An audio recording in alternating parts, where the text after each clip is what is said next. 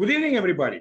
I'd like to wish every Toastmasters on this call a happy new year, because Toastmasters year starts with July 1st, and new leadership comes in. Club leadership, area, division, district, international, which is absolutely wonderful.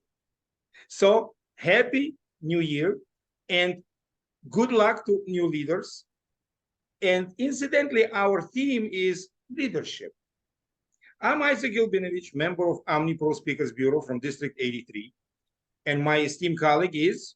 And I am Margarita Estrada, member of the Omni-Pro Speakers Bureau of Toastmasters District 83. And together, we'll be talking about leadership. I always say that if you can lead volunteers, you can lead anybody. And it's true. Because what are you going to do with a volunteer? You're going to fire him or her? No, you can't. Now, how do you lead a volunteer? First of all, by example. Leading by example. And using stories. Use personal stories to relate to people, to make them think and see that we are similar, we are alike, we have similar issues, similar holidays, similar successes, similar happy moments, and similar sad moments. So that's how we relate to each other on personal level and on professional level, or business level, or Toastmaster level, any level you want. Okay, personal stories. The best presentation I ever heard was when I was working in corporate America, was by senior vice president, the chief of our department, and he started with a personal story. And I heard that he's a father, and a husband, and a father, and he has a teenage daughter. And at the time, my daughter was a teenager. So immediately, I was related to him, like, gee, we have similar issues. Similar happy moments, similar sad moments. Then he went into business presentation, which also was good, very good, but it was a relationship right away. Right away, there was a connection.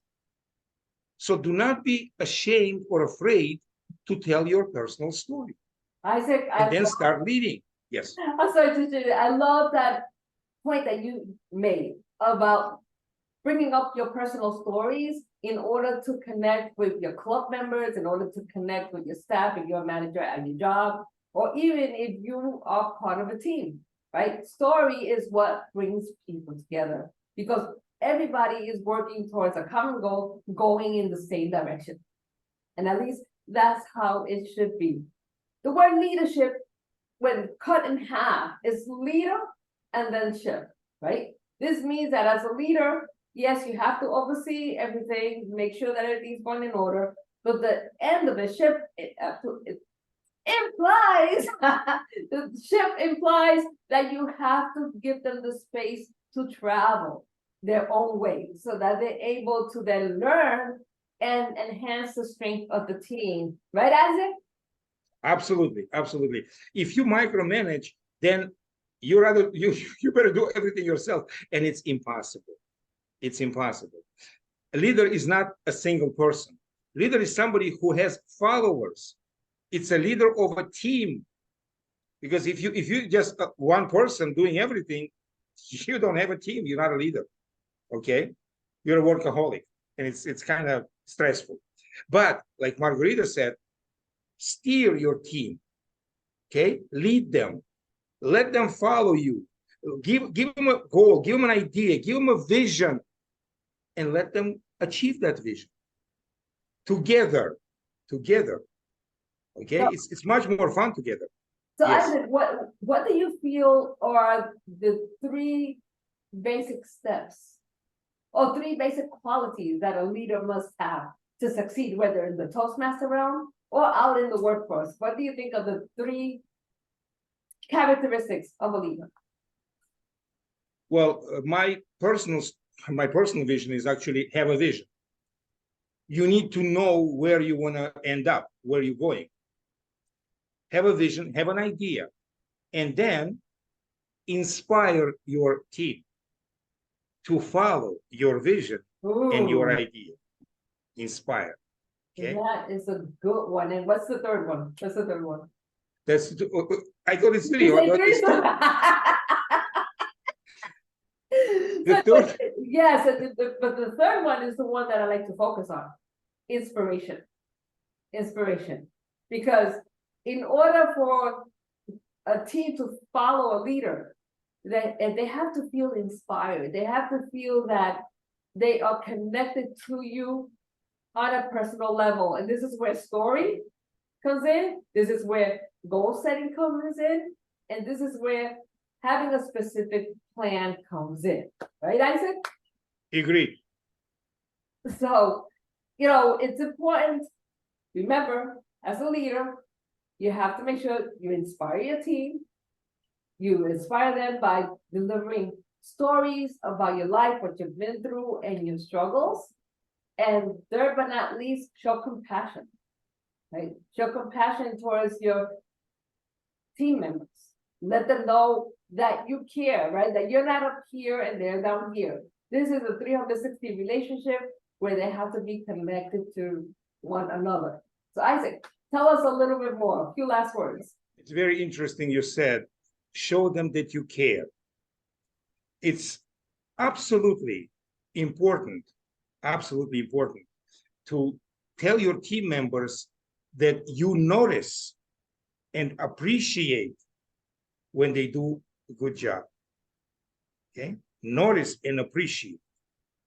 Because if you just point out mistakes, people get discouraged. So I can't do anything right for this guy or girl, whoever is leading. But if you point out mistakes, yeah, definitely to fix them. But point out successes.